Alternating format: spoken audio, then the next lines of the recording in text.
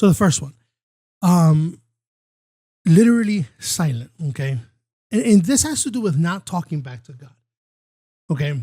And that's really the main point, or the first major point on this. Let's look at Job chapter 40. All right, Job chapter 40, look at verse 4. And it says, behold, well, actually, let's just start at verse 1, because that way you can understand what we're talking about here. Then the Lord said to Job, will the fault finder contend with the Almighty? Let him who reproves God answer it. Then Job answered the Lord and said, behold, I am insignificant. And what can I reply to you? I lay my hand on my mouth. Once I have spoken, and I will not answer, even twice, and I will add nothing more. Now, for chapters before this, Job's been nothing but talking. And part of the accusation that Eliphaz brings to him in chapters 4 and 5 is that his talk is a bit harsh, abrupt, sinful even, rash. And so part of what Job is saying here is that, well, if you teach me what is right, then I won't be rash in my words.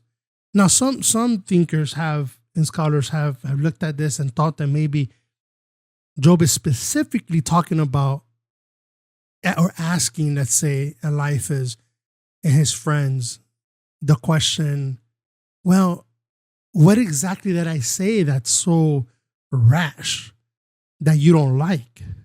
But I don't think that would be the right way to look at it. Because the main issue that we're dealing with here is the problem with divine retribution. Remember, we talked about this in earlier courses or lessons, And we talked about understanding what they believed about the world. Job himself and his 3 friends, that if you lived rightly before God, God would bless you. But if you sin, God would send calamity. And so the question is, well, if Job is experiencing so much calamity, what did he do wrong?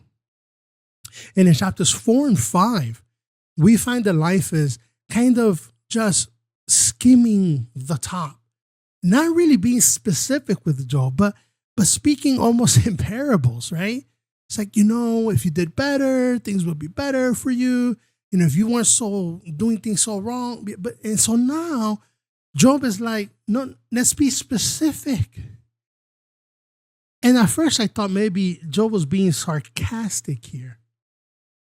But he's not, because when you're in the Hebrew, when you look at teach me, it's an imperative.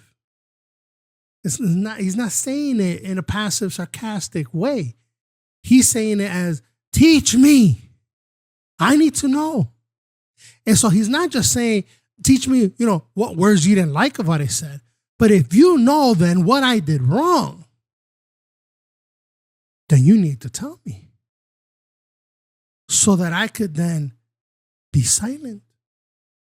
And in the first part of this is so that I'm not talking back to God, if that's what I'm doing.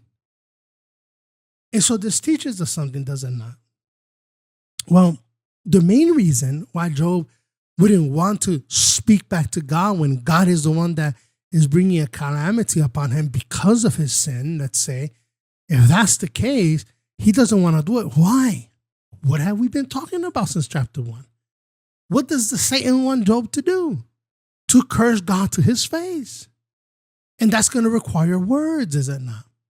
And so see, the first lesson that we see here is teach me, let me learn what is right. Let me learn what the word of God says so that I don't curse God with my mouth. So that I don't say something that's out of order, out of line, that maligns the name of God. This is a practice we should all take into consideration.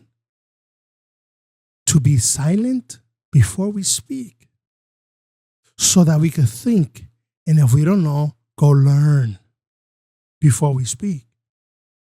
And so throughout chapter 1, you could see that this is, in chapter 2 even, you can see that this is what is really what Job is trying to avoid, even for his children, that they don't curse God. Why? Why don't we want to curse God? Well, because before God, no man is righteous. You have to understand this. Look at Romans chapter 3, for example. It says it very clearly here, verse 20, chapter 3, verse 20 of Romans. And we could start at verse 19 where it says, now we know that whatever the law says, it speaks to those who are under the law, so that every mouth may be closed and all the world may become accountable to God. Because by the works of the law, no flesh will be justified in his sight. For through the law comes the knowledge of sin. And so what we have here is no flesh. There's no one that by their works, by understanding the law, by knowing precisely how they're going to live, can actually do it. And so this is why being silent is important. Because what you learn a lot of times from the Bible is not what are the things that you can do to make God happy. It's to know who God himself is. And this seems to be the number one problem with anyone that has a problem with sin or falls into sin or has anything to do with sin, is that whether it's momentary or it's ongoing, our view of God is diminished.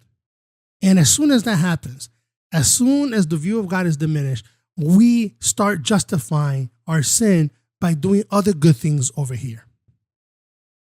You know, I remember one time we were sitting in a car. It was me, a buddy of mine, his wife was in the back, and there was somebody else, and we were doing something with work related. And she was back there eating these like real like salty vinegar chips, right? And her husband was kind of, kind of criticizing her a little bit, like, all that salt, you shouldn't be eating that. That's bad for you. That kind of conversation that so often we get into sometimes. And she sits there, and as she's eating all this, then she starts drinking water. And she said, there you go. See, I evened that out. All that salt, now I got all this water. Right? And it's this idea of, well, if I sin over here, if I just pepper it with enough righteousness and righteous works, things will kind of cover that up. I can make up for it. It doesn't work that way. Once the blemish is there, the blemish is there. You cannot eradicate it. Let's go to, just to kind of show you this a little bit more, Isaiah chapter 64. And this is good because this is showing you kind of the same thing in the Old Testament. Look at verse 6. It says, for all of us have become like one who is unclean, and all our righteous deeds are like a filthy garment, and all of us wither like a leaf, and our iniquities like the wind take us away. Right? We see this back in the New Testament again. But here we see it in the original language, in the Old Testament where it was originally written, that this is an old idea. And so for Job, he understood this idea. Whether he had the book of Isaiah or not, doesn't matter. God had revealed to him this reality, that we all have become like one who is unclean. It doesn't say that you are unclean, but you become like one that is unclean. Meaning, if you can try, you can try to take away your sin. And you can wash yourself as many times as you want to. But unless God does the work, you're doing it in vain. And so there's a reality for Job here. If I remain silent, then I won't curse the name of God because I know I'm already unclean. And so we're not going to add to this uncleanliness already.